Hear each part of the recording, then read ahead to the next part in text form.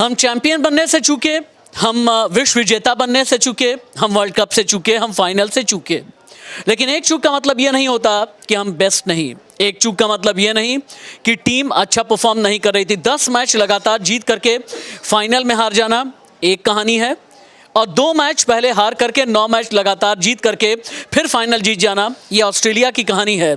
दोनों कहानियों के बीच कई फेलियर्स हैं, दोनों कहानियों के बीच कई टॉप स्कोरर हैं, दोनों कहानियों के बीच कई गेम चेंजर्स हैं। लेकिन इस वीडियो में मैं बात करने वाला हूं टीम इंडिया से कितनी गलतियां हुई, क्या गलतियां उनमें से गुना है, क्या रोहित शर्मा ने एक सेट बल्लेबाज होकर के अपना विकेट फेंका, क्या श्रेयस अय्यर ने भी अपना विकेट गिफ्ट के तौर पर दिया, क्या शुभमन गिल कैजुअल अप्रोच के साथ में खेल रहे थे, क्या विराट कोहली ने भी अपना विकेट ऑस्ट्रेलिया को तोहफे के तौर पर दे दिया, केएल राहुल बहुत धीमा, हालांकि उस वक्त तो वक्त की ज़रूरत थी कि केएल राहुल धीमा खेलते, लेकिन सूर्य कुमार यादव के पास पूरा मौका था। सूर्य कुमार यादव ये मौका भुना क्यों नहीं पाए। उसके बाद क्या बॉलर्स पर बहुत ज़्यादा प्रेशर आ गया, और क्या बात करें हेड की, हेड जिसने हमें आंसू, हमारी आंखों को नम किया। खैर, एक एक करके गलतियां क्या हुई, गुनाह क्या हुए। दानिश, टीम इंडिया की 3 बड़ी गलतियां क्या थी?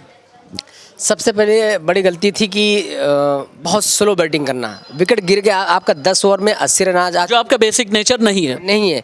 आप नेचुरल जो आपका गेम था वो उस तरह के बल्लेबाजी करने की आवश्यकता थी ना। क्या प्रेशर में थे? बहुत ज़्यादा प्रेशर में दिख रहे। क्या अपेक्षाओं का प्रेशर था? अपेक्षाओं का बोझ था, प्रेशर था, और कुछ ज़्यादा मेंटली जैसे लगता है कि बहुत ज़्यादा मानसिक रूप से भी प्रेशर में दिख रहे थे। सिंगल डबल नहीं खेल पा रहे थे, स्ट्राइक रोटेट नहीं कर पा रहे थे, जिसकी वजह से बॉलर हमेशा हावी होते रहे। आप देखिए कि भारत के 2 स्पिनरों ने कुछ खास कमाल कर नहीं पाए। उधर मैक्सवेल ने और उसके जंपा ने शानदार परफॉर्मेंस किया, रनों पर अंकुश लगाया, विकेट भी चटकाई, यहाँ से कुछ नहीं पाए। क्योंकि हमारे प्लेयर सबसे ज़्यादा कल के मैच में वो मानसिक रूप से जैसे लगते। रविंद्र जी, भारतीय टीम से 3 बड़ी गलतियां क्या हुई? वो गलती जिसकी वजह से हम टूर्नामेंट जीतते रह गए। ये गलती क्या बैटिंग में थी, क्या फील्डिंग में थी, क्या बॉलिंग में थी, इंक्लूसिव अप्रोच में थी?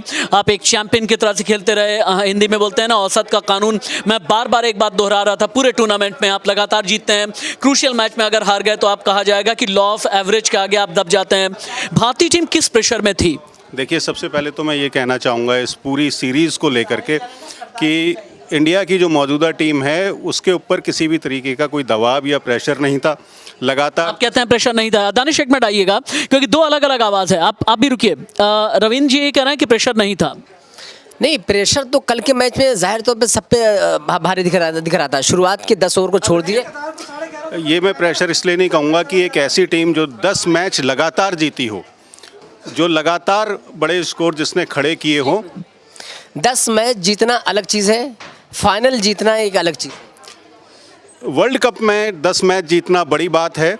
उसमें कई बार ऐसा भी होता है, अगर हम कल के मैच की बात करें तो ये कह सकते हैं कि भाई ये दबाव था, लेकिन मैं नहीं मानता कि दबाव था, क्योंकि ऐसी टीम जो 10 मैच जीत करके आई हो और लगातार पूरे 2 साल से अच्छा परफॉर्म कर रही हो, उसने दबाव की कई वजह हैं। दबाव की पहली वजह कि आपकी ख़राब बल्लेबाजी हुई, दबाव की दूसरी वजह आपकी ख़राब फील्डिंग हुई शुरुआत में, दबाव की तीसरी वजह आपके जो सबसे अच्छे बॉलर थे वो लाइन और लेंथ से भटके हुए लग रहे थे। पहले ओवर बुमराह का बहुत ख़राब परफॉर्मेंस। हाँ, ये बात बिल्कुल है अमन।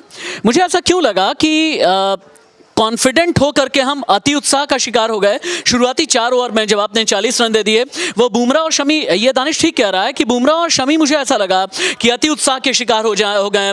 अगर उनकी कोई गेंद कोई डक कर गया या बीच में अगर आपने एक आध विकेट निकाली, वार्नर का अगर आपने विकेट निकाली, आपको लगा कि ओफ क्या कमाल हमने कर दिया, जो पूरे टूर्नामेंट में कमाल किया। क्या ये अति उत्साह भी हिंदुस्तानी बॉलर्स को लोई डूबा? बिल्कुल, कहीं ना कहीं ये भी एक फैक्टर हो सकता है, क्योंकि हम जिस तरह के पूरे टूर्नामेंट में अच्छी गेंदबाजी कर रहे थे, लाए में थे, और ये स्टार्टिंग से इंडिया कॉन्फिडेंस था कि हमने जो बोर्ड पे स्कोर कर दिया 240, इससे हमारे बॉलर हैं इस पर डिफेंड करेंगे, लड़ाई लड़ेंगे और जीतेंगे। बस इसी और कॉन्फिडेंस के चक्कर में हुआ यूँ कि हमने 18 रन एक्स्ट्रा दे दिए पूरे इस प्रतियोगिता में, इस पूरी पारी के दौरान। और स्टार्टिंग में उन्होंने कहीं ऐसा नहीं लगा कि वो कहीं ऑस्ट्रेलिया टीम पर हावी हो रहा है। क्या आकांक्षा, क्या पहला, पता नहीं क्यों मुझे ऐसा लगता है कि पहला गुना रोहित शर्मा से हो गया। जिस ओवर में आपने 10 रन मारे हैं, जिस ओवर में आप बहुत ज़्यादा अटैकिंग वे में खेल रहे हैं, सामने वाले की बखिया उधेड़ रहे हैं, और उसी ओवर में आपने गलत शॉट खेला और वो गलत शॉट पूरी टीम को ले डूबा। एक्चुअली हुआ क्या है कि सबको एक तो रोहित शर्मा से बहुत ज़्यादा उम्मीदें थी, क्योंकि पिछले मैच में उन्होंने काफ़ी अच्छा परफॉर्म किया था, और जैसे वो स्टार्टिंग में खेल रहे थे, हो सकता है कई बार इंसान जब कुछ अच्छा कर देता है तो कहीं ना कहीं वो मोटिवेट हो जाता है, या फिर आप जैसे कह रहे हैं अति उत्साहित हो जाता है। अति उत्साहित हो जाता है क्या? हाँ हाँ, जी जी जी। बोलना चाहूँगा कि खेल में ये उत्साह और अति उत्साहित होने वाली ऐसी कोई बात नहीं होती, क्योंकि अगर उनके पास गेंद है तो इधर इनके पास बल्ला है। एक बड़ी वजह ये भी रही कि जो अहमदाबाद की जो पिच है उसे लेकर के ये कयास लगाए जाते हैं कि जब रात के बाद रात में जब ओस पर पड़ती है तो दूसरे दिन पिच जो है वो थोड़ा सा ड्यू, एकदम ठीक बात है। ड्यू फैक्टर क्या गेंद का सीम इतना बिगाड़ देता है कि तेज गेंदबाज फेल हो जाए? नहीं सर, गेंदबाजों के लिए पूरी वहाँ पर पिच मददगार थी। आपके स्पिन नहीं जो कमाल करना था स्पिनर को, स्पिन नहीं कमाल कर पाए। क्या रविचंद्रन अश्विन को रखना चाहिए था? बिल्कुल, कल के मैच में रखना बहुत ज़रूरी था। ये वाला फैक्टर ऑस्ट्रेलिया के साथ भी काम किया, क्योंकि वो पहले गेंदबाजी कर रहे थे तो उन्हें सपोर्ट मिला। एक भारतीय बल्लेबाजों को पिच पर खेलना थोड़ा मुश्किल था पहले मैच में, पहली पारी में। तो ये हो सकता है कि कहीं ना कहीं थोड़ा सा ये वाला दबाव उनके पास रहा हो, एक पिच ने उनके साथ सपोर्ट ना किया हो। अगर यही मैच मुझे लगता अगर वानखेड़े में होता तो आज बात कुछ और होती। जहाँ तक टीम इंडिया का सवाल रहा है, टीम इंडिया ने शानदार परफॉर्मेंस किया, इसमें कोई शक व शुबा की बात नहीं। लेकिन जैसे कि भारत में एक पर्व है, क्रिकेट एक त्यौहार है, क्रिकेट एक जुनून है, एक जज्बा है, और पाकिस्तान में आप देखेंगे वहाँ पर क्रिकेट को लेकर सियासत है, और दुनिया के तमाम ममालिक में क्रिकेट एक खेल है। लेकिन ऑस्ट्रेलिया में क्रिकेट एक खेल नहीं है, क्रिकेट एक तहकीकात का विषय है, एक रिसर्च का, वो रिसर्च करके आते हैं। उनके कप्तान वहाँ पर पिच के ऊपर पहुँचते हैं, फ़ोटो लेते हैं, फ़ोटो एक दो फोटो लेते हैं, फ़ोटो पे तो एक मंथन होती है, चिंतन होती है।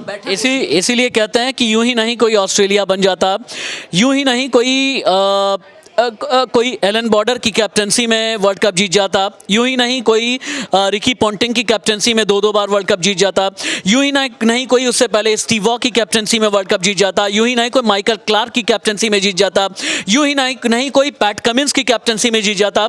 कप्तान बदलते हैं, एरा बदलता है, खिलाड़ी बदलते हैं, लेकिन टेम्परामेंट अगर आपका जीतने वाला होता है। कंगारू जुझारू क्यों है? कंगारू जुझारू इसलिए भी हैं कि एक जो पूरी जो टीम है उसका जो बैकफुट पर जो काम है, जो रिसर्च है, जैसा आप भी बता रहे हैं कि जो रिसर्च है वो बड़ा मजबूत रहता है। वो टीम खेलने से पहले जिस किसी भी मैदान पे जाती है ये सोच के जाती है कि इस पिच का टेम्परामेंट क्या है, इधर किस तरीके से हम बॉलिंग करेंगे, बैटिंग करेंगे, वो एक मजबूत प्लान लेकर के आती हैं। यही चीज़ उन्होंने यहाँ भी अप्लाई किया, और ऑस्ट्रेलिया टीम के साथ ये भी कहा जाता है कि वो बड़ा आक्रामक खेल खेलती है। तो ये वाली स्ट्रेटेजी भी उनकी। मेरे न्यूज़रूम का ये एक ओपिनियन है भारतीय टीम की हार को लेकर के और ऑस्ट्रेलिया की जीत को लेकर। चैंपियन बनने का फॉर्मूला क्या होता है, इसे लेकर के आगे भी मैं बातचीत करता रहूँगा। अगले वीडियो में इसका एक और एपिसोड आप देखेंगे। इस एपिसोड में हम बात ये करेंगे इस वर्ल्ड कप में टीम इंडिया का मेजर टेक अवे क्या था। टेक अवे का मतलब यह है कि टीम इंडिया को कौन सा भविष्य का खिलाड़ी मिला। विराट की बात नहीं होगी, रोहित शर्मा की बात नहीं होगी, क्योंकि विराट और रोहित शर्मा दोनों ही बहुत मैच्योर क्रिकेटर्स हैं, स्टार क्रिकेटर्स हैं, ज़बरदस्त बल्लेबाज हैं। लेकिन इस सीरीज़ ने और इस टूर्नामेंट में भारतीय टीम को भविष्य का कौन कौन सा खिलाड़ी दिया, अगले वीडियो में मैं आपको दिखाने वाला हूं। नमस्ते।